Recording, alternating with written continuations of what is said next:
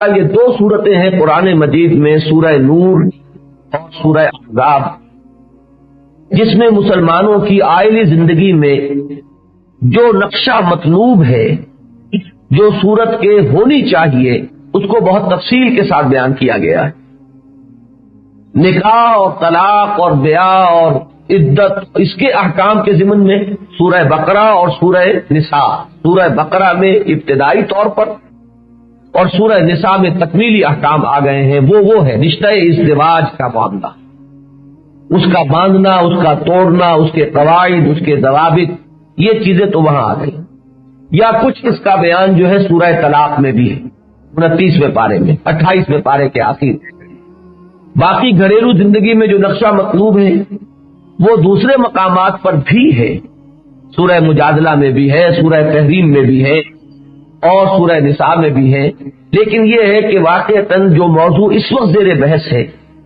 یعنی مسلمان عورت کو کیا احکام ہے ستر اور حجاب کے ضمن میں، اس کے اعتبار سے جو اصل مباحث ہیں قرآن مجید کے، وہ سورہ احزاب اور سورہ نور میں۔ اس میں جو ترتیب نزولی ہے وہ یہ ہے کہ سن 5 میں ہوا ہے غزوہ احزاب، اور اس کے فوراً بعد یہ سورہ احزاب نازل ہوئی، اور اس کے دوسرے اور تیسرے رکوع میں تفصیل سے غزوہ احزاب پر گفتگو بھی ہوئی۔ پھر سن 6 میں ہوا ہے غزوہ بنی مصطلق، اور اس کے موقع پر وہ واقعہ پیش آیا کہ جس میں حضرت عائشہ صدیقہ رضی اللہ تعالی عنہا پر تہمت لگائی گئی۔ اس کا تفصیلی ذکر جو ہے وہ سورہ نور میں ہے۔ تو معلوم ہوا کہ سورہ احزاب پہلے نازل ہوئی ہے، سورہ نور بعد میں نازل ہوئی ہے۔ اگرچہ ترتیب مصحف میں سورہ احزاب بعد میں ہے، سورہ نور پہلے ہے، لیکن اگر ہم یہ سمجھنا چاہیں کہ یہ احکام کس تدریج سے نازل ہوئے ہیں تو اس کے لیے مطالعے میں ترتیب جو ہے یہ ہوگی کہ پہلے سورہ احزاب کے جو متعلقہ مقامات ہیں ان کو سمجھا جائے، پھر سورہ نور میں جو آیات آئی ہیں ان کا مطالعہ کیا جائے۔ اس طریقے سے جو تدریج ہے اس کی ان احکام کی تنزیل میں، وہ ہمارے سامنے آئے گی، اور اس میں بھی بہت سی حکمت مثمر ہیں۔ میں نے ابھی چند آیات پڑھی ہیں سورہ احزاب سے، اس میں سطر وغیرہ کے احکام یا پردے کے احکام نہیں ہیں، بلکہ اس میں در حقیقت ایک مسلمان عورت کے لیے ایک آئیڈیل کیا ہے، اسے کیسا بننے کی کوشش کرنی چاہیے، اس کا نقشہ ان آیات میں آیا ہے۔ کیونکہ اسی سورہ مبارکہ میں وہ آیت بھی نازل ہوئی ہے جو ہم میں سے ہر شخص کو میں امید کرتا ہوں کہ یاد ہوگی، اور چونکہ وہ اسوہ رسول صلی اللہ علیہ وسلم کے موضوع پر وہی آیت ہے جو تقاریر میں، مواعظ میں وہ اکثر بیان ہوتی ہے، لقد کان لکم فی رسول اللہ اسوۃ حسنہ، کہ اے مسلمانوں تمہارے لیے اللہ کے رسول کی شخصیت میں ایک بہترین نمونہ ہے، تمہیں جس کی پیروی کرنی ہے۔ یہاں اگر ہم لفظ نقالی بھی استعمال کریں تو برا نہ ہوگا، حضور کی نقالی کرو، ان کے نقش قدم کی پیروی کرو، اپنی سیرت و شخصیت میں ان اوصاف کو حد الامکان جذب کرنے کی کوشش کرو جو تمہیں نظر آتے ہیں بتمام و کمال سیرت محمدی میں صلی اللہ علیہ وسلم۔ ہوگا تو ظاہر بات ہے کہ اپنی اپنی ہمت اور اپنی اپنی کوشش اور اللہ تعالیٰ کی توفیق سے، لیکن کوشش کرو کہ قریب سے قریب تر پہنچ جاؤ۔ یہ تمہاری اپنی کوشش یہی ہو کہ ہر معاملے میں حضور سے نزدیک تر ہو جاؤ، جیسے کہ علامہ اقبال نے فرمایا کہ بمصطفیٰ برساں خویش را کے دی ہماؤس، پہنچاؤ اپنے آپ کو مصطفیٰ سے قریب تر صلی اللہ علیہ وسلم، کہ دین تو نام ہی ان کا ہے، وہ ہے دین، اصل میں دین مجسم ہے محمد صلی اللہ علیہ وسلم، قرآن مجسم ہے محمد صلی اللہ علیہ وسلم، تو دین تو وہی ہے۔ تو ان سے قریب تر جتنے ہوگے اتنا ہی گویا کہ تم دین سے قریب تر ہو، اور اگر وہی نہ پہنچے، اگر بہو نہ رسیدی تمام بولہبیس، تو پھر یہ بولہبی ہے۔ اسی کو اقبال نے اردو میں بھی کہا ہے بڑے پیارے انداز میں، یہ زائرین حریم مغرب ہزار رہبر بنے ہمارے، ہمیں بھلا ان سے واسطہ کیا جو تجھ سے نہ آشنا رہے ہیں۔ ہمارا آئیڈیل تو یہی ہونا چاہیے کہ ہمارے محبوب بھی وہی ہو کہ جو جتنا قریب تر ہو حضور سے اتنا ہی ہمارے دلوں سے بھی قریب تر ہو، ہمیں محبت اس کی اتنی ہی ہو جتنا کہ کوئی شخص حضور سے نزدیک تر ہے۔ لیکن ایک بات بہت قابل غور ہے، آپ سوچئے کہ اگرچہ نبی اکرم صلی اللہ علیہ وسلم کا اسوہ نہایت جامع ہے، نہایت جامع، بلکہ اس موضوع پر میں گفتگو کروں تو بہت طویل ہو جائے گی، کہ سیرت النبی کا سب سے بڑا میرے نزدیک اعجاز یہی ہے کہ انسان کی جتنی حیثیتیں ہو سکتی ہیں وہ سب ہمیں وہاں نظر آتی ہیں۔ ہمارا حال تو یہ ہے کہ اگر کوئی شخص کسی مسجد کا خطیب ہوتا ہے تو وہ تو خطیب ہے، 5 وقتہ نماز تو وہ نہیں پڑھا سکتا، وہ گویا کہ ایک علیحدہ ڈیوٹی ہے، خطابت ایک علیحدہ ڈیوٹی ہے، اس کے کچھ اور تقاضے، اس کے کچھ اور تقاضے۔ کوئی مدرس ہے تو ظاہر بات ہے کہ وہ مدرس ہوگا، آخر وہ ذمہ داری کیسے لے لے گا کہ وہ 5 وقت نماز پڑھے۔ اسی طریقے سے مربی جو لوگ ہیں، مزکی جو ہمارے ہاں مرشد حضرات ہیں، آپ نے کبھی نہیں دیکھا ہوگا کہ وہ نماز بھی پڑھائیں خود، استثناء ہوں گی بہت کم، لیکن وہ اس کو سمجھتے ہیں کہ وہ کچھ اور کام، ہمارا کام کچھ اور ہے۔ پھر یہ کہ یہ تو میں نے ابھی مذہبی صرف جو حیثیت ہے وہ گنوائی ہے، اس میں سوچئے حضور 5 وقتہ امام بھی مسجد نبوی کے، خطیب بھی مسجد نبوی کے، معلم بھی مسجد نبوی کے، اصحاب صفا کو کون پڑھا رہا تھا، کون درس دے رہا تھا، ساری دینی حیثیتیں یکجا ایک شخص میں، آج ہم اس کا تصور نہیں کر سکتے۔ اس پر مزید یہ کہ وہی قاضی اور قضات بھی ہیں، وہی سپہ سالار بھی ہیں، وہی صدر مملکت بھی ہیں، جتنی دوسری حیثیتیں وہ بھی ان میں مشتمل۔ پھر یہ کہ گھریلو زندگی بھی نہایت بھرپور بسر کر رہے ہیں، یہیں سے ہمیں کوئی اس طرح کی خبر نہیں ملتی کہ کسی جگہ بھی ہمیں کچھ معذرت خانہ انداز اختیار کرنا پڑے کہ حضور فلاں معاملے میں اپنی ذمہ داریاں بتمام و کمال پوری نہ کر سکے اس لیے کہ آپ کی مصروفیتیں بہت تھیں۔ ذرا ڈھونڈیے، تلاش کیجیے، کسی گوشے کے بارے میں ہمیں کہیں یہ کہنے کی ضرورت پیش آتی ہے کہ چونکہ آپ کی ذمہ داریاں بہت متنوع تھیں، بہت گوناگوں تھیں اور بہت ہی آپ پر بوجھ تھا، لہذا فلاں معاملے میں اگر کوئی کمی رہ گئی تو کنڈون کی جا سکتی ہے، لیکن یہ کہ ہمیں کہیں اس ضرورت کا احساس نہیں۔ تو ایک تو اس پہلو سے جامع ترین شخصیت ہے محمد رسول اللہ صلی اللہ علیہ وسلم۔ وہیں ہمارا ایک پہلو ہے جس میں آپ اسوہ نہیں بن سکتے، وہ پہلو ہے خواتین کی زندگی۔ ایک بیوی کے لیے کیا اسوہ ہے؟ یہ ظاہر بات ہے کہ محمد رسول اللہ صلی اللہ علیہ وسلم کے لیے تو فزیکلی امپاسبل ہم کہیں گے، ناممکن ہے۔ بیوی کو، بہن کو، بیٹی کو وہ جو کردار پیش کرنا ہے محمد رسول اللہ صلی اللہ علیہ وسلم کے اسوے میں اگر کوئی کمی کا امکان ہے تو صرف اس ایک پہلو۔ تو خواتین کے لیے بھی تو پھر درکار ہے کوئی اسوہ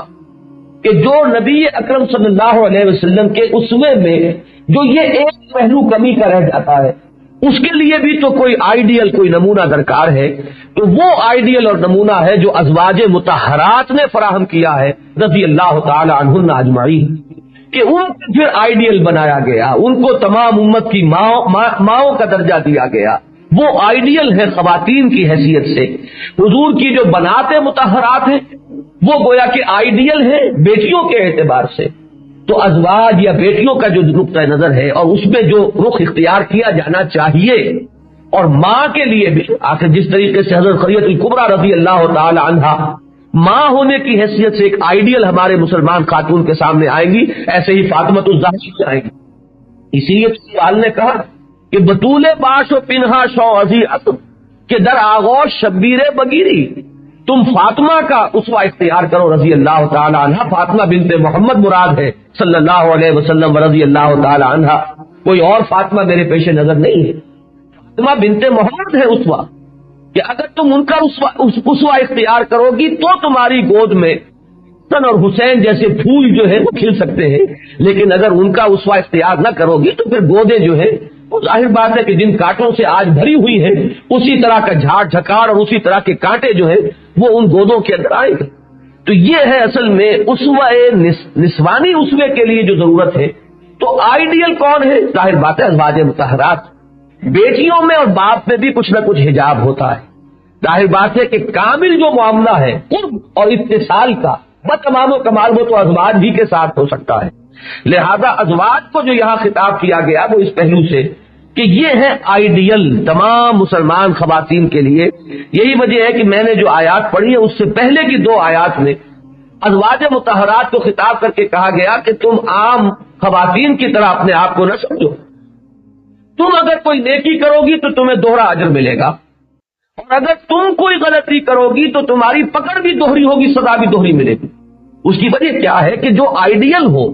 اس آئیڈیل کا تھوڑا سا نقص جو ہے وہ تو پھر بہت نمایاں ہو جائے گا دوسروں میں. جو نمونہ جو بن رہا ہے اس کی تھوڑی سی کمی اس کو تو لوگ دلیل بنا لیں گے اپنی بڑی بڑی کوتاہیوں کے لیے. لہذا تمہاری جو یہ نازک حیثیت ہے کہ تم اسوہ ہو تمام امت مسلمہ کی خواتین کے لیے تا قیام قیامت، لہذا تمہاری اگر کوئی خطا ہوئی تو تمہاری پکڑ دوہری ہو جائے گی، اور چونکہ پکڑ دوہری ہو رہی ہے لہذا اس کو بیلنس کیا جانا چاہیے کہ تم اگر نیکی کے روش اختیار کرتی ہو تو تمہارا اجر بھی دوہرا ہوگا. اس تمہید کے بعد فرمایا یا نساء نبی، اے نبی کی بیویوں، لستن کاحد من النساء، تم عام خواتین کے مانند نہیں ہو. ان اتقیتن فلا تخضعن بالقول، تم اگر تقوی کی روش اختیار کرو اور خدا خوفی اس کا انداز اختیار کرو تو پہلی تو تمہیں یہ ہدایت ہے کہ تم اپنی گفتگو میں جب بھی کسی غیر مرد سے بات کرنے کی ضرورت پیش آ جائے تو اپنی آواز میں لوچ مت پیدا کرو. فلا تخضعن بالقول فیطمع الذی فی قلبہ مرض وقلن قولا معروفا، کہ اس لوچ کی وجہ سے، حالانکہ آواز کا لوچ جو ہے وہ نسوانی حسن ہے، اللہ تعالیٰ نے یوں ہی تو نہیں رکھا ہے مردانہ آواز میں اور نسوانی آواز میں، فطرت کے کچھ تقاضے ہیں جن کو پورا کرنا مقصود ہے، لیکن یہاں چونکہ ایک برائی کا سدباب ہے، تمہاری آواز کا یہ حسن جو ہے یہ ظاہر ہو تمہارے شوہر کے لیے ہو یا جو آگے اور آ جائے گی تفصیل، جو تمہارے محرم ہیں ان کے سامنے آئے تو کوئی حرج نہیں، لیکن غیر محرم کان سے اگر کوئی آواز اس نوعیت کی ٹکراتی ہے تو اگر کسی کے اندر کوئی روگ ہے، کسی کے اندر کوئی خباثت ہے، اس خباثت کو غذا مل سکتی ہے، اس روگ کی وجہ سے جو اس میں ہے اس میں ایک تحریک پیدا ہو سکتی ہے اور اس تحریک کا سدباب کرنا جو ہے مطلوب ہے. تو فلا تخضعن بالقول فیطمع الذی فی قلبہ مرض وقلن قولا معروفا، یہ بھی نہیں ہے کہ جھڑکو اور ڈانٹو، بات معروف طریقے پر کرو اور جتنی ضروری ہو اتنی کرو، اس سے زائد نہیں، اور اس میں بھی آواز کے اندر لوچ نہ ہو، بلکہ یہ کہ کچھ نہ کچھ، میں سمجھتا ہوں کہ ان الفاظ کا تقاضا یہ ہے کہ کچھ تکلف کر کے بھی اس میں کرختگی پیدا کر لی جائے تو یہ اس حکمت کے عین مطابق ہوگی کہ جو اس حکم کی پشت پر کار فرمائے. اس کے بعد اب کیا ہے تمہارا رول کیا ہے؟ وَقَرْنَ فِي بُيُوتِكُنَّ وَلَا تَبَرَّجْنَ تَبَرُّجَ الْجَاهِلِيَّةِ الْأُولَىٰ، اپنے گھروں میں قرار پکڑو، یہ گھر ہے تمہاری اصل جگہ، گھر سے باہر تمہاری نگاہ ہی نہ اٹھے، تمہارا اصل میدان کار جو ہے وہ گھر کی چار دیواری کے اندر ہے. باہر نکلنا کوئی ایمرجنسی ہو، شدید ضرورت ہو تو بات دوسری ہے، ورنہ یہ جان لیجئے کہ مسلمان معاشرے میں ایک مسلمان خاتون کا دائرہ کار جو ہے، میدان عمل جو ہے وہ اس کا گھر ہے. وَقَرْنَ فِي بُيُوتِكُنَّ، اور مزید اس میں وضاحت فرما دی وَلَا تَبَرَّجْنَ تَبَرُّجَ الْجَاهِلِيَّةِ الْأُولَىٰ، یہ بے رے اور جیم کا مادہ عربی زبان میں آتا ہے کسی چیز کے نمایاں ہونے کے لیے. برجیاں جو بنتی تھی فصیلوں کے اوپر برجی، تو ظاہر بات ہے کہ جب دور سے کوئی آتے تھے لوگ تو سب سے پہلے سب سے اونچی چیز نظر آئے گی، کیونکہ وہ سب سے زیادہ نمایاں ہوتی تھی، اس لیے ان کو برجی کہا جاتا اسی اعتبار سے. تو تبرج کے معنی ہے لوگوں کی نگاہوں میں آنا، کھبنا، ایسا انداز اختیار کرنا کہ مردوں کی نگاہیں اٹھیں، یہ ہے در حقیقت تبرج.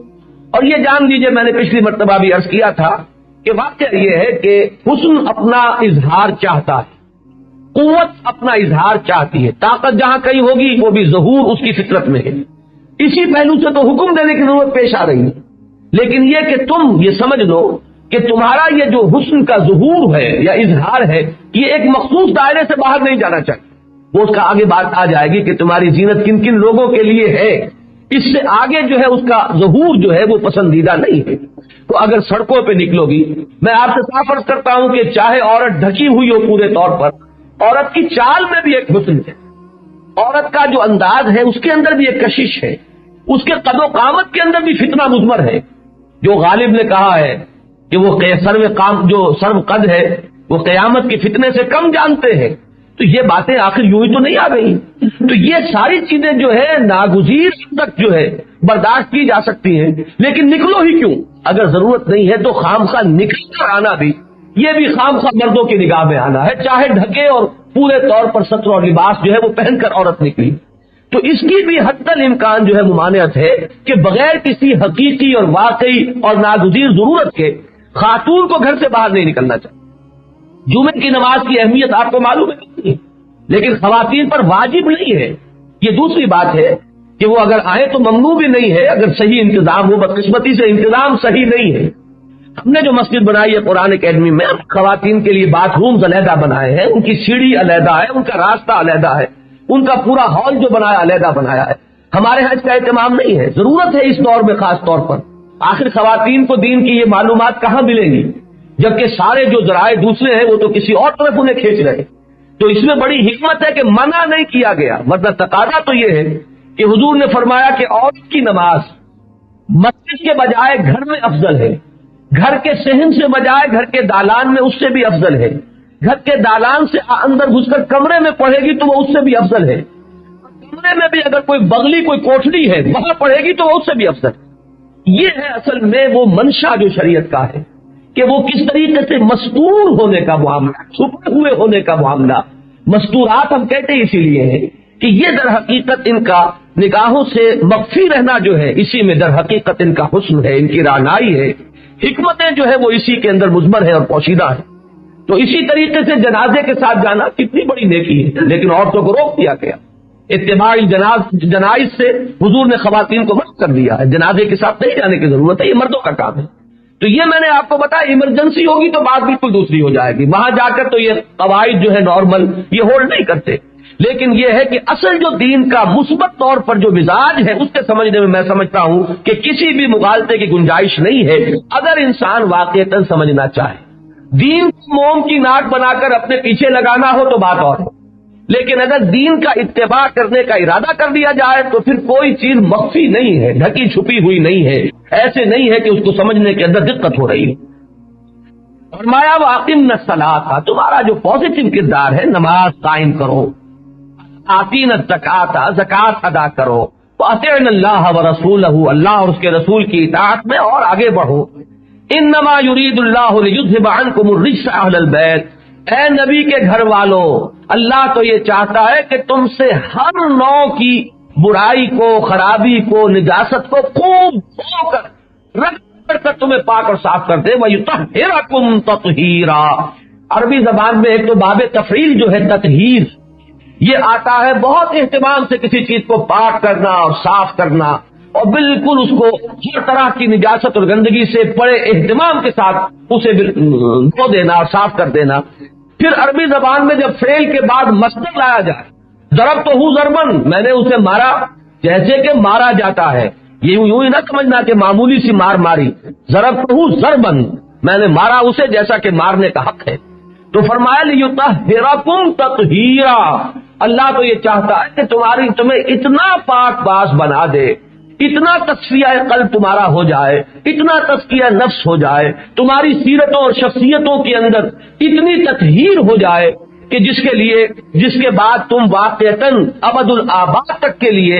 وہ جو ایک کمی ہے اسوہ رسول میں، اس کمی کی تلافی کما حقہ کر سکو. اس کے لیے ظاہر بات ہے کوئی معمولی تطہیر جو ہے وہ کافی نہیں ہو سکتی. محمد رسول اللہ صلی اللہ علیہ وسلم کے ہم اللہ ہونا ہے تمہیں کہ امت کی تمام خواتین کے لیے قیامت تک کے لیے تمہیں اسوہ بننا ہے. اس میں ذرا دو باتیں نوٹ کر لیجئے. ایک تو یہ کہ ان دو سے ضمنی بات اگرچہ ہے لیکن ہے بہت اہم.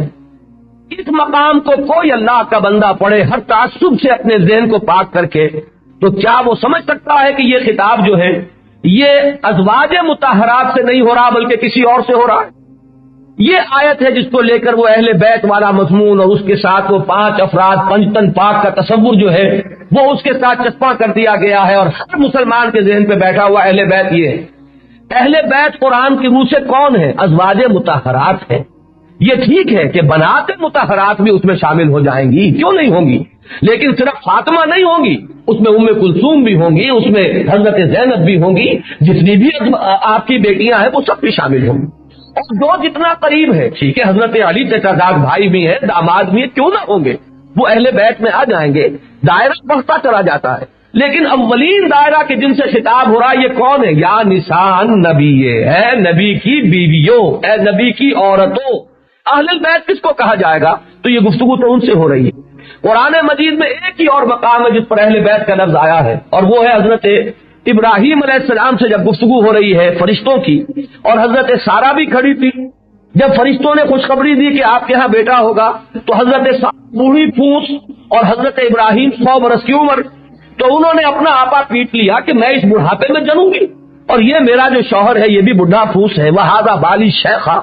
آلے تو وانا عجوزن، کیا میں جنوں گی، میں بڑھیا پھوس، وہذا بالی شیخا۔ تب فرشتوں نے کہا کہ نہیں، اللہ کی رحمتیں ہوں تم پر، السلام علیکم یا اہل البیت، اے گھر والوں، نبی کے گھر والوں، کس سے کہا جا رہا ہے؟ وہاں تو کوئی اور ہے بھی نہیں، صرف حضرت سارہ۔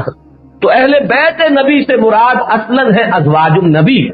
رضی اللہ تعالی عنہن۔ البتہ یہ ہے کہ طبعاً اس میں یقیناً بنات بھی ہیں، آپ کے داماد بھی ہیں، جو بھی رشتہ داری کا ایک دائرہ ہے وہ یقیناً اس میں شامل ہے، لیکن وہ طبعاً ہوگا۔ دوسری بات یہاں سے یہ معلوم ہو گئی، غور کیجئے، اللہ تعالیٰ فرماتا انما یرید، اللہ کا یہ ارادہ ہے، تو اللہ تعالیٰ جس چیز کا ارادہ پورا فرما لے، کیا اس کام میں کوئی کمی بھی رہ سکتی ہے؟ بہت طلب بات ہے، وہ تو فعال لما یرید ہے، جو لے کر گزرنے والا ہے، کیا اسے کسی اور سے سینکشن لینی ہے؟ کیا کوئی منظوری جو ہے اس کے بغیر اس کا ارادہ پورا نہیں ہو سکتا؟ کسی اور کی منظوری؟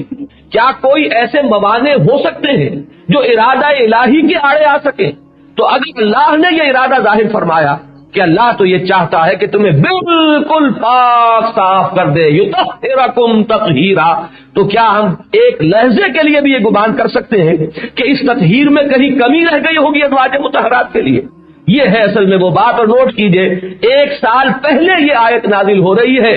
واقعہ افک جو ہے ابھی 1 سال بعد ہونے والا ہے۔ ان چیزوں کے اندر جو حکمت مضمر ہے ان کو سامنے رکھیے کہ یا تو یہ مانیے کہ اللہ بے بس ہے، عاجز ہے، تو ٹھیک ہے، آپ جو چاہے کر گزرے، لیکن اس صورت میں یہ کہ اپنے ایمان کی خیر بنائیے، پھر وہ ایمان بھی درست ہے کہ نہیں ہے۔ لیکن اگر 1 سال پہلے اللہ یہ اعلان کر چکا ہو، اور وہ اعلان یقیناً اولین جو ہے خطاب اس میں وہ ازواج مطہرات سے ہے، تو پھر بھی اگر کوئی گندگی کا کوئی تصور اپنے ذہن میں لیے ہوئے ہو کسی زوجہ محترمہ کے لیے محمد رسول اللہ صلی اللہ علیہ وسلم کے، تو اصل میں وہ اس کے اپنے ذہن کی گندگی ہے، اس کا بھیجا جو ہے وہ سنڈاس کے مانند متعفن ہے، ورنہ یہ ہے کہ کسی بھی زوجہ مطہرہ محمد رسول اللہ صلی اللہ علیہ وسلم کے گھر میں آنے والی کسی خاتون کے بارے میں ایسا کوئی خیال تک ذہن میں اور قلب کے کہیں کسی گوشے میں آنا جو ہے ممکن نہیں ہے۔ تو یہ ہے اصل میں وہ پازیٹو کردار۔ اس کے بعد فرمایا وَاذْكُرْنَ مَا يُتْلَىٰ فِي بُيُوتِكُنَّ مِنْ آیَاتِ اللَّهِ وَالْحِکْمَةِ، اور جو اللہ کی آیات اور حکمت تمہارے گھروں کے اندر جو یہ خون برس رہا ہے، تمہارے گھروں میں جو بارش ہو رہی ہے، قرآن تمہارے گھروں میں نازل ہو رہا ہے۔ حضور نے حضرت عائشہ کی تو خاص فضیلت بیان فرمائی کہ ان کے لحاف میں بھی وحی نازل ہوئی ہے، کسی اور زوجہ محترمہ کے لحاف میں وحی نازل نہیں ہوئی، محمد رسول اللہ صلی اللہ علیہ وسلم پر حضرت عائشہ وہ ہے کہ حضور فرماتے کہ ان کے لحاف میں بھی مجھ پر وحی نازل ہوئی ہے۔ تو یہ جو بارش جو ہے انوار کی تمہارے گھروں میں ہو رہی ہے اور خون برس رہا ہے، میں پھر کہہ رہا ہوں اس کو سمیٹو، یہ ہے اصل دولت، یہ ہے اصل سرمایہ، اور کسی طرف تمہارا دھیان ہی کاہے کو جائے گا، یہی کام اتنا بڑا ہے۔ اور اس میں بھی جان لیجیے حضرت عائشہ ٹاپ پر ہے، اور حضرت عائشہ سے یہ کم سنی کی عمر میں جو شادی ہوئی ہے اس کی حکمت یہی ہے کہ انہوں نے اس وقت جب کہ ذہن بہت ہی قبول کرنے والا ہوتا ہے، عمر میں جا کر ذہن کے اندر تلقی کی وہ صلاحیت نہیں رہتی۔ ایک عمر ہے جب تک انسان چیزیں سیکھ سکتا ہے، اس سے آگے جا کر ایک مزاج بن چکا ہوتا ہے، اس کو ڈھالنا جو ہے کسی نئے انداز میں یہ پھر مشکل ہو جاتا ہے۔ تو یہ جو بالکل نیم پختگی کے عالم میں حضور کے گھر میں حاضر ہو گئی حضرت عائشہ صدیقہ رضی اللہ تعالی عنہا، تو حضور نے پھر گویا کہ ان کو تربیت دی، حضور ان کے مربی ہیں، حضور ان کے مزکی ہیں، صرف شوہر نہیں ہیں اور معلم ہیں۔ تو تربیت و تزکیہ نبوی اور تعلیم قرآن اور حکمت سے جتنا حصہ اور جتنا فیض پایا ہے حضرت عائشہ صدیقہ رضی اللہ تعالی عنہا نے، کسی اور کا سوال نہیں۔ اس پہلو سے وہی ہے، پھر ہم جانتے ہیں تاریخی اعتبار سے بھی ثابت ہے کہ وہی سب سے بڑی معلمہ امت بن گئی، نہ صرف خواتین کے لیے، ان کی تعلیم کا دائرہ تو مردوں سے پھیلا ہے، پردے میں ہوتی تھی اور آتے تھے اور لوگ سوال کرتے تھے، سوال جواب تھا۔ اور یہ اللہ تعالیٰ نے حضرت خود نبی اکرم صلی اللہ علیہ وسلم اور ازواج مطہرات کو اتنی ایثار جو ہے اس کی ہمت عطا فرمائی کہ زندگی کے وہ گوشے بھی کہ جن کو کوئی شخص نہیں چاہے گا کہ ہماری یہ بات کسی اور کے علم میں آئے، بالکل جو تعلقات مرد شوہر اور بیوی کے درمیان ہوتے ہیں، اس کو نہیں چاہتا انسان کہ کہیں بھی تش تشبام ہو، وہ چیزیں بھی چونکہ اسوہ بننا، چونکہ یہاں سے یہ طے ہونا ہے کہ جائز کیا ہے ناجائز کیا ہے، کس معاملے میں کس حد تک انسان جا سکتا ہے،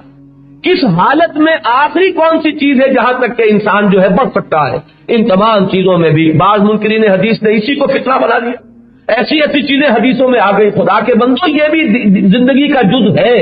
کیسے معلوم ہوگا کسی شخص کو روزہ رکھ کر وہ اپنی بیوی سے کس حد تک قرب حاصل کر سکتا ہے؟ معلوم ہوگا تبھی تو آخر اس پر عمل ہو سکے گا، ورنہ کیسے ممکن ہے؟ تو ان تمام چیزوں کا بھی وہ پورے شرح و بس کے ساتھ بیان ہو گیا، اور یہ ہے وہ رول وَاذْكُرْنَ مَا يُتْلَىٰ فِي بُيُوتِكُنَّ مِنْ آيَاتِ اللَّهِ وَالْحِكْمَةِ إِنَّ اللَّهَ كَانَ لَطِيفًا خَبِيرًا۔ اللہ تعالیٰ بہت باریک بین ہے اور باخبر۔ اس کے بعد جو طویل آیت ہے میں نے پڑھ دی تھی، اب ذرا ترجمہ آپ پھر سن لیجئے۔ یہ در حقیقت اس بات کی طرف اشارہ کر رہی ہے جو میں پہلے بیان کر چکا ہوں، جہاں مذہبی، دینی، اخلاقی اور روحانی میدان کا تعلق ہے۔ مرد اور عورت میں کوئی فرق نہیں، نیکی کے لیے کھلا ہوا میدان، مرد بڑھے عورت بڑھے، صدقات ہیں، خیرات ہیں، نماز ہے، روزہ ہے، اللہ تعالیٰ کا ذکر ہے، بھلائیوں میں ایک دوسرے سے آگے نکلنے کی کوشش ہے، ایثار ہے، قربانی ہے۔ ان چیزوں میں مرد اور عورت میں کوئی کمی اور بیشی کا سوال نہیں۔ عورت جو کچھ کرے گی وہ اس کے لیے ہے، مرد جو کمائے گا وہ اس کے لیے ہے۔ چنانچہ یہاں یہ طویل ترین آیت ہے اس موضوع پر، ان المسلمین والمسلمات والمومنین والمومنات، مسلمان مرد مسلمان عورتیں، مومن مرد مومن عورتیں، والقانتین والقانتات، فرما بردار مرد فرما بردار عورتیں، والصادقین والصادقات، راست باز مرد راست باز عورتیں، والصابرین والصابرات، صبر کرنے والے مرد صبر کرنے والی عورتیں، والخاشعین والخاشعات، خشوع رکھنے والے مرد خشوع رکھنے والی خواتین، والمتصدقین والمتصدقات، صدقہ دینے والے مرد صدقہ دینے والی خواتین، والصائمین والصائمات، روزہ رکھنے والے مرد روزہ رکھنے والی عورتیں، والحافظین فروجہم والحافظات، اور اپنی شرمگاہوں کی حفاظت کرنے والے خواہ وہ مرد ہوں اور خواہ وہ عورتیں ہوں، والذاکرین اللہ کثیرا والذاکرات، اور اللہ کو کثرت سے ذکر کرنے والے مرد اور ذکر کرنے والی عورتیں، اعد اللہ لہم مغفرۃ واجرا عظیما، ان کے لیے اللہ تعالیٰ نے وعدہ فرمایا ہے اور تیاری کی ہوئی ہے مغفرت کی بھی اور اجر عظیم کی، بہت بڑا اجر و ثواب۔ تو یہ مقام تو آج ذرا تفصیل میں جانے کا موقع نہیں ہے، میں یہ بات آج مکمل کر دینا چاہتا ہوں۔ ایک مقام تو یہ ذہن میں رکھیے کہ ایک مسلمان عورت کے لیے آئیڈیل کیا ہے، اس کا نقشہ کیا ہونا چاہیے، اس کی ایسپریشنز کیا ہونی چاہیے، اس کی ایمبیشنز کیا ہونی چاہیے، وہ کون سے میدانوں میں آگے بڑھنے کے لیے حوصلہ اپنا جو ہے اس کو پورا کرے۔ اس کے بعد اب آئیے دوسرا مقام ہے کہ جس میں اب وہ احکام آ رہے ہیں کہ جن میں حکم دیا جا رہا ہے گھر میں کس طرح تمہیں رہنا ہے۔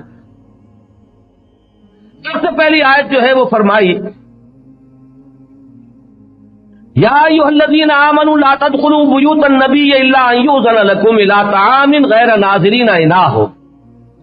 اہل ایمان نبی کے گھروں میں داخل نہ ہوا کرو سوائے اس کے جب کہ تمہیں بلایا جائے کھانے کے لیے۔ دعوت کا اہتمام اگر ہے، حضور کے ہاں دعوت ہے تو آؤ جب کھانے کا وقت ہو، غیر ناظرین اناہ ہو، یہ ایسا نہ ہو کہ وقت سے پہلے ہی پہنچ جاؤ اور اب انتظار ہو رہا ہے کھانے کا۔ ولیکن اذا دعیتم فادخلوا، جب تمہیں بلایا جائے تو داخل ہو۔ فاذا طعمتم فانتشروا، اور جب کھانا کھا چکے تو اب جاؤ، تو اپنے گھروں کو لوٹ جاؤ، منتشر ہو جاؤ۔ ولا مستأنسین لحدیث، اب یہ نہیں کہ حضور کی گفتگو سے متمتع ہونے کے لیے بیٹھے ہوئے ہیں اور وہاں سے جو ڈیرا لگایا ہے تو وہاں سے اٹھنے کا نام نہیں لے رہے۔ ان ذالکم کان یؤذی النبی،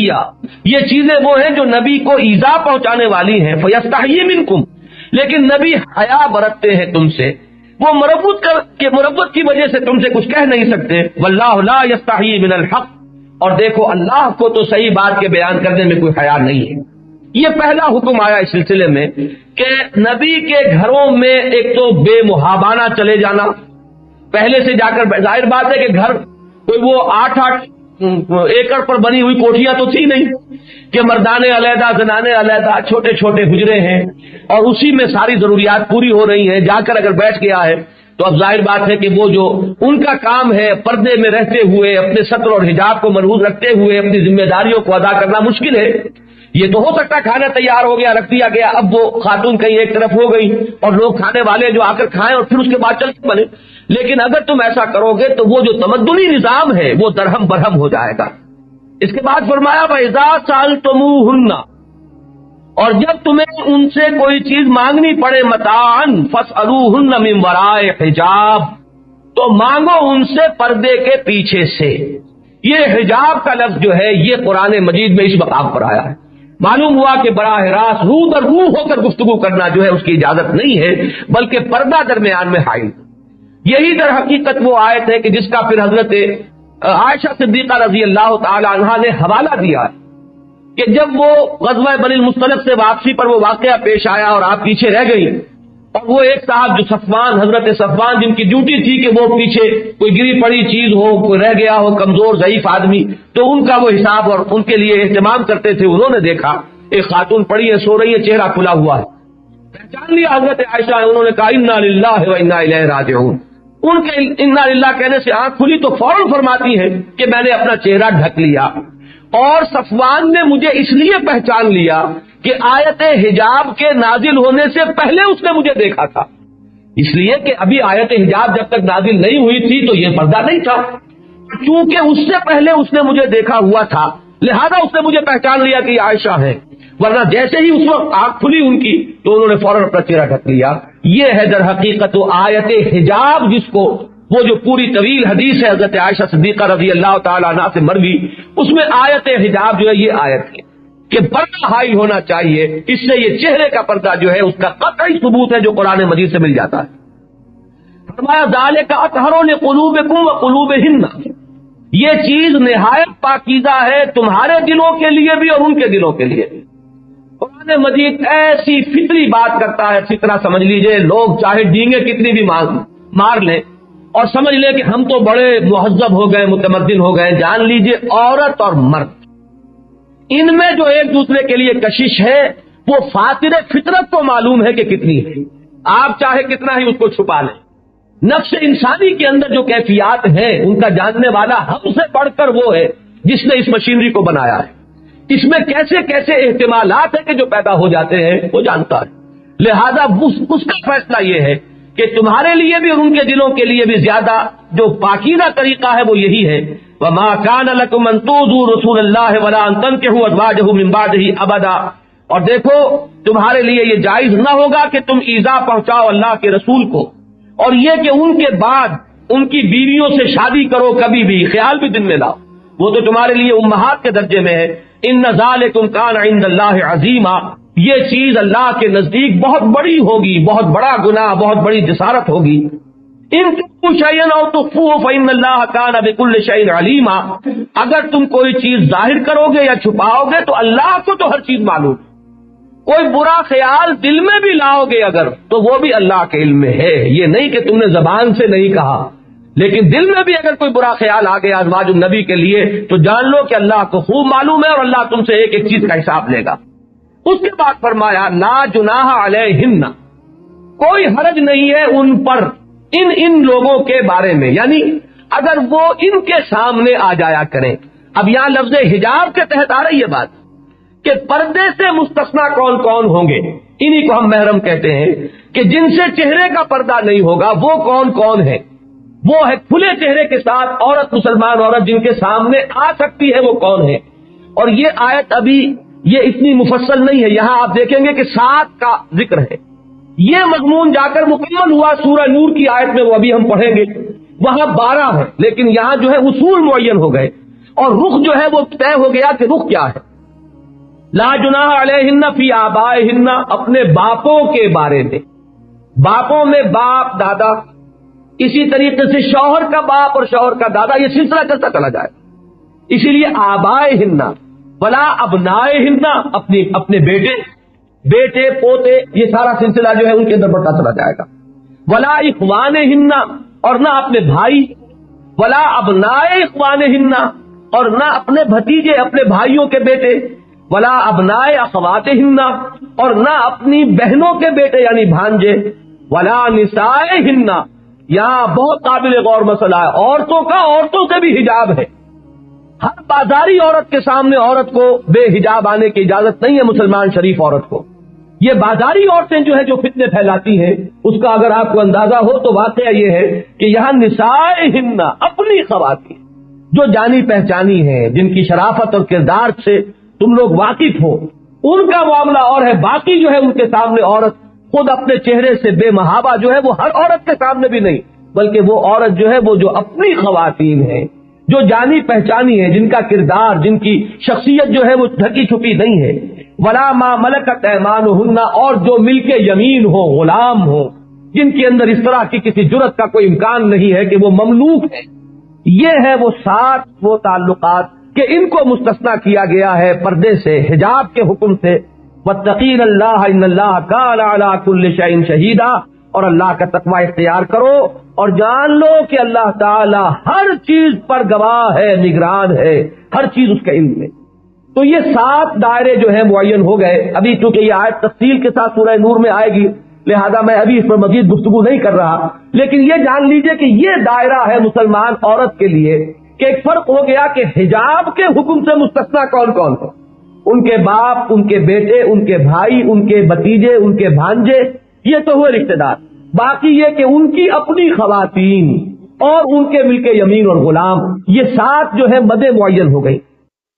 اس کے بعد وہ آیت آتی ہے ان اللہ وملائکتہ یصلون علی النبی یا ایھا الذین آمنوا صلوا علیہ وسلموا تسلیما۔ اور پھر مزید ایک آیت کے بعد اب جو آیت آ رہی ہے جو اس موضوع پر ہے وہ میں پڑھ رہا ہوں۔ یا ایھا النبی، اے نبی، قل لازواجک، کہہ دیجئے اپنی بیویوں سے، وبناتک، اور اپنی بیٹیوں سے۔ یہاں بھی مجھے ذرا ضمنی طور پر ایک بات کہنی پڑے گی، کچھ بدبخت ایسے بھی ہیں جنہوں نے اس دور میں آ کر ایک نیا شوشہ چھوڑا ہے کہ حضور کی بیٹی تو ایک ہی ہے، فاطمہ رضی اللہ تعالی عنہ، باقی بیٹیاں حضور کی ہے ہی نہیں، وہ تو ربیبہ ہے، یعنی حضرت خدیجہ الکبریٰ رضی اللہ تعالی عنہا کے کسی سابق شوہر سے بیٹیاں ہیں جو حضور کی گود میں آ گئی اس لیے کہ حضرت خدیجہ سے ان کا نکاح ہو گیا۔ حالانکہ تمام کتابوں میں، سنی کتابیں ہوں، شیعہ کتابیں ہوں، حدیث کی اور تاریخ کی تمام کتابوں میں آج سے پہلے یہ بات نہیں تھی۔ حضور کی بنات جو ہے وہ 4 مانی گئی ہیں، اور حضور کی بنات، وہ حضور کے ازواج کی بنات نہیں۔ یہاں ایک لفظ ہے جو قرآن سے ثابت کر رہا ہے، قل ازواجک وبناتک، یہاں پہ زوج کی بھی جمع آئی، ازواج، حضور کی ازواج متعدد ہے، اور اگر بیٹی ایک ہوتی تو بنتے کا ہوتا، اپنی بیٹی سے کہہ دیجئے۔ یہاں فرمایا بناتے کا، تو بنات کا اطلاق جو ہے کم سے کم 3 پر ہوگا۔ عربی میں ایک کے لیے واحد کا صیغہ، 2 کے لیے تسنیہ کا صیغہ علیحدہ ہوتا ہے، اور جمع جو ہے عربی میں وہ کم سے کم 3 پر اس کا اطلاق ہوگا۔ تو کم سے کم 3 بیٹیاں محمد الرسول اللہ صلی اللہ علیہ وسلم کی قرآن مجید سے ثابت ہے۔ مرکز و محور قرآن ہے۔ ہاں اگر دل میں یہی چور ہو کہ یہ قرآن وہ ہے ہی نہیں، وہ قرآن تو کہیں گم ہو گیا، یہ قرآن محرف ہے، اگر دل میں یہ چور ہو، اللہ بچائے اس سے، تب تو ٹھیک ہے، میری یہ ساری بات جو ہے پھر بے بنیاد ہو جائے گی، اس لیے کہ میرے لیے تو سند آخری جو ہے وہ قرآن مجید ہے۔ لیکن یہ کہ جن کے دلوں میں بھی اس چیز سے جن کے دلوں کو اللہ نے محفوظ رکھا ہوا ہو اور قرآن کی انٹیگریٹی پر یقین دلایا ہوا ہو انہیں یقین ہو کہ یہ قرآن وہی ہے جو محمد رسول اللہ صلی اللہ علیہ وسلم پر نازل ہوا ہے، ان کے لیے پھر کسی اور دوسری دلیل کی ضرورت نہیں ہے، تاریخ ثابت کرے نہ کرے اور کچھ اور روایات اس کی تائید میں ہو یا خلاف ہو، لیکن یہ کہ قرآن مجید ثابت کر رہا تو وہ کفایت کرے۔ یا ایھا النبی قل لازواجک وبناتک ونساء المؤمنین، یہاں خاص طور پر نوٹ کرا رہا ہوں، ایک شوشہ کبھی کبھی چھوڑ دیتے ہیں کچھ مرد کچھ عورتیں، دلوں میں تو ان کے ہے جدید تہذیب سے مرغوبیت کا معاملہ، لیکن بہرحال کہنے کے لیے تو بات ہونی چاہیے۔ تو اب تک جو باتیں ہوئی تھی اس کے بارے میں کہہ سکتے صاحب یہ تو ازواج مطہرات کے لیے خاص احکام ہے، کیونکہ بظاہر گفتگو ازواج مطہرات سے ہو رہی ہے۔ اس کا ایک جواب تو میں دے چکا ہوں، یہ اس لیے ہے کہ اصل میں آئیڈیل وہ ہے، نمونہ انہیں بننا ہے، تو آخر نمونے کو جو بات بتائی جا رہی ہے وہ اس لیے تو بتائی جا رہی ہے کہ مطلوب ہے سب کے لیے، ورنہ نمونے ہونے کا کوئی سوال نہیں۔ اگر وہ نمونہ ہے تو یہ احکام جو ہے ان کے مخاطب صرف ازواج مطہرات نہیں رہیں گی، بلکہ یہ کہ تمام مومنات مسلمات جو ہے اس کے مخاطب ہو جائیں۔ اسی لیے اتنی طویل آیات میں مرد اور عورتوں کا کہ جو اوصاف بیان کیے گئے۔ دوسرے یہاں قرآن کے لفظ سے لے لیجئے، اے نبی کہہ دیجئے یا ایھا النبی قل لازواجک وبناتک ونساء المؤمنین، کہہ دیجئے اپنی بیویوں سے بھی، اپنی بیٹیوں سے بھی، اور مسلمانوں کی بیویوں سے، تمام خواتین اب یہاں آ گئی، یدنین علیہن من جلابیبہن، وہ اپنے چہروں کے آگے لٹکا لیا کریں اپنی لمبی چادروں میں سے، लंबी चादर जिससे जिस्म को ओढ़ा हुआ हो जिस्म पर और जिस्म को छुपाया हुआ हो, जलबाब कहते हैं उस बड़ी चादर को। एक होता है दुपट्टा, वो दुपट्टा जो अब रस्सी की शक्ल इख्तियार कर गया है, उस दुपट्टे का तो होगा जिक्र बाद में, यहां है असल में जलबाब। जैसे अरबों का मामला ये कि एक तो सौब है, ये जो होता है कुर्ता, लंबा कुर्ता, उसके बाद कोई चुगा होगा, कोई ना कोई कंबल होगा, ये उनके लिबास के, उनके मिजाज और ज़ौक़ का लाज़मी जुज़ है कि ऊपर कोई आबा, कोई चीज जो है कबा, कुछ ना कुछ होगी। तो इसी तरीके से खवातीन जो है उनका लिबास एक तो घर में पहनने का होता था, उसके क्या क्या अज्जा है वो बाद में आएंगे। एक है उनका बाहर निकलते हुए उनकी ये आदत थी कि एक बड़ी सी चादर ली, उसे जिस्म के गिर्द लपेट लिया। उसका हुक्म दिया जा रहा है, कुल अज़वाजे का व बनाते का व निसाइल मोमिनीन युदनीना अलैहिन्ना मिन जलाबीबिहिन्ना, वो अपने जलबाब जो है, अपनी जो बड़ी चादरें हैं, उनका एक कोना, उनका कुछ हिस्सा अपने चेहरों के आगे लटका लिया करें। ज़ालिका अदना युरफ़ना फला युज़ैन, ये बहुत करीब तर है इससे कि उनको पहचान लिया जाए कि ये मुसलमान खवातीन हैं।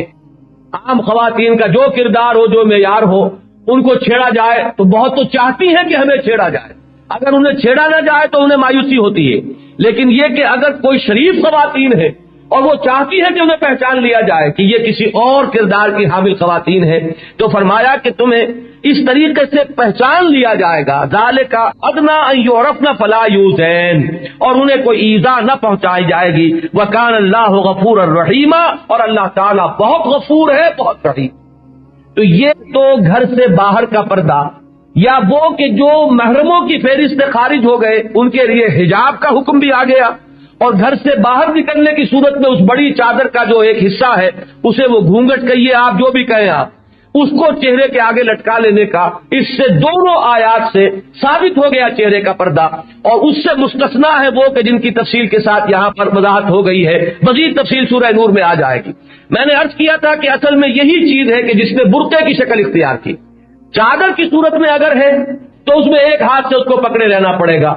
अगर उसको सी लिया जाए, वो ढीला ढाला हो, जिस्म के साथ चिपटा हुआ न हो,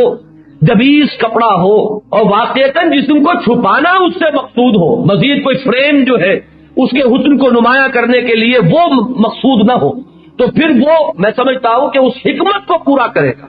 उसमें यह है कि फिर हाथ जो है औरत के वो फारिग रहेंगे। किसी एक हाथ में अगर बच्चे को संभालना है और दूसरे में हो सकता है कि किसी दवा की शीशी को पकड़ना हो, तो ये असल में वो जरूरत है तमद्दुनी, जिसकी वजह से वो बुर्का बन गया।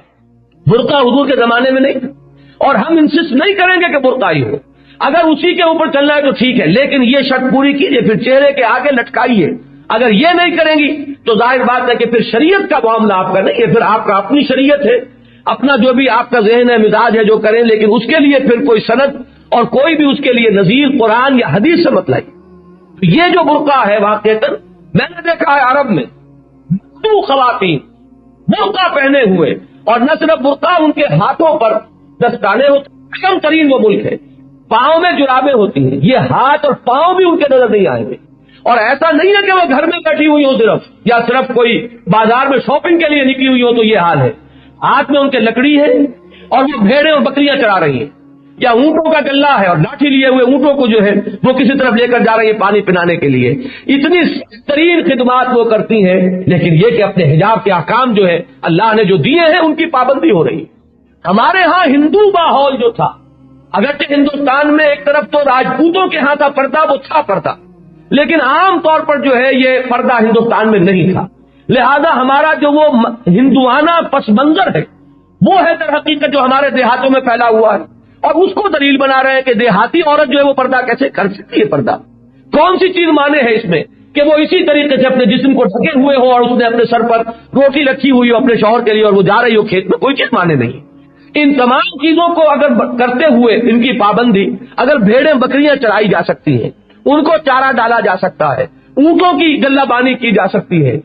पानी लाया जा सकता है, तो कोई वजह नहीं है कि खेत का काम ना हो सके। उसमें ये सारी हुदूद जो है बरकरार रखी जा सकती है अगर नीयत मौजूद और इरादा मौजूद हो, और इरादा यह है कि अल्लाह और उसके रसूल के हुक्म की हमें इताअत करनी। लिहाजा ये तो हो गया पर्दे का वो एक पहलू जो घर से बाहर का है। अब जो आखिरी सूरह नूर की आयत में आपको सुनाना चाहता हूं, अब उसकी तरफ आ जाइए।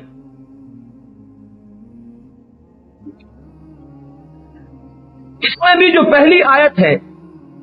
اس میں حکم دیا گیا ہے. پہلے تو چونکہ حکم آیا تھا سورہ احزاب میں حضور کے گھروں میں داخل ہونے کا، اس کو عام کیا گیا. یا ایھا الذین آمنوا لا تدخلوا بیوتا غیر بیوتکم حتی تستأنسوا.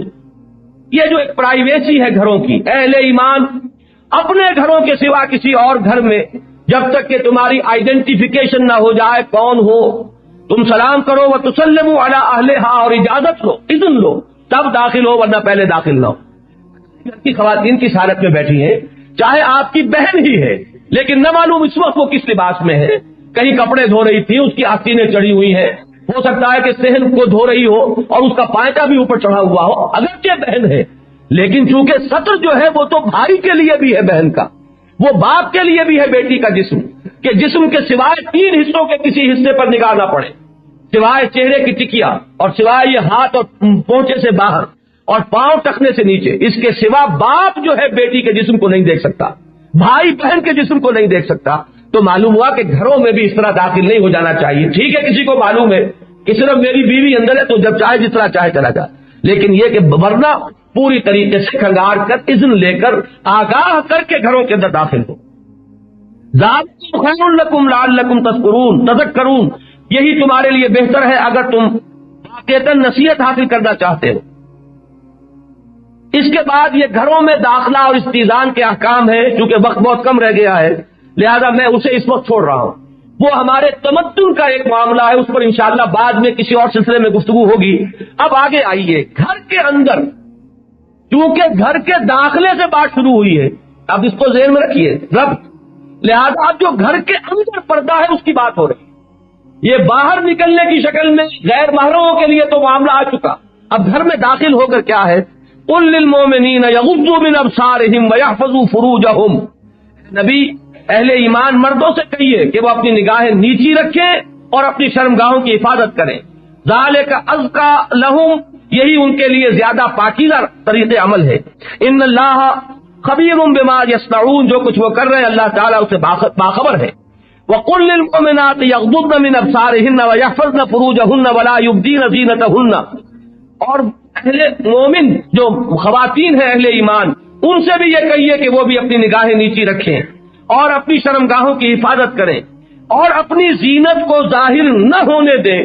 سوائے اس کے کہ جو ظاہر ہو ہی جائے. الا ما ظہر منہا پر یہ بھی اصل میں جہاں بھی موقع مل جاتا ہے انگلی رکھنے کا، وہاں بڑے بڑے محل جدید دور کی جو جدید فیشن کی جو پرستار خواتین ہیں انہوں نے تعبیر کر دی ہے. الا ما ظہر منہا کیا ہے وہ میں پہلے عرض کر چکا ہوں. عورت کا قد کاٹ، اس کے جسم کی جو ساخت ہے یہ خود اپنی جگہ پر ایک زینت ہے. یہ کتنا ہی آپ چھپانے نہیں چھپ سکتی، یہ تو ظاہر بات ہے کہ خود بخود ظاہر ہو جانے والی چیزیں ہیں. آخر ہاتھ ہے، ہاتھ کی بھی ساخت ہے، ہاتھ کے ساخت میں ایک حسن ہے، انگلیوں کے اندر بھی ایک حسن ہے. اب یہ چیزیں تو ہیں کہ اگر ان سب کے اوپر پردے ڈال دیے جائیں باہر نکلتے ہوئے، تو میں عرض کر چکا ہوں کہ عرب خواتین کا میں نے اپنی آنکھوں سے یہ طرز عمل دیکھا ہے، وہ بدوی خواتین کے ان کے ہاتھوں پر دستانے اور پاؤں میں جرابے، لیکن یہ کہ گھر کے اندر تو بہرحال ایسا نہیں ہو سکتا. تو یہ جو زینت از خود ظاہر ہو جاتی ہے، کتنا ہی چھپائیں آپ، وہ تو بہرحال چھپنے والی چیزیں نہیں ہیں. اس لیے فرمایا کہ جو چیزیں چھپ ہی نہ سکتی ہوں ان کے علاوہ جو ہے مزید اپنی زیبائش یا زینت کا اظہار جائز نہیں ہے. وَلْيَضْرِبْنَ بِخُمُرِهِنَّ عَلَى جُيُوبِهِنَّ. اب یہ آ گیا خمار کا لفظ، یہ ہے وہ اوڑھنی کے جو گھر میں اوڑھی جاتی ہے. اپنی اوڑھنیوں کے بکل مار لیا کریں اپنے گریبانوں پر، کیونکہ یہ بہرحال چاہے آپ نے کرتا پہنا ہوا ہے، دبیج کرتا ہے، لیکن سینوں کے ابھار جو ہے وہ نمایاں ہو جائیں گے. ان کو کسی نہ کسی طور سے چھپانا جو ہے وہ ضروری ہے. لہذا اس کے لیے خاص طور پر علیحدہ سوچئے کہ یہ قرآن مجید ہے، ایک ایک لفظ اس کا قیمتی ہے اور اٹل ہے. گنجینہ مانی کا طلسم اس کو سمجھیو جو لفظ کے غالب میرے اشعار میں آوے. یہ کوئی شاعری تو نہیں ہے، یہاں پر اگر الفاظ آ رہے ہیں اور اتنی تاکید کے ساتھ وَلْيَضْرِبْنَ بِخُمُرِهِنَّ عَلَى جُيُوبِهِنَّ،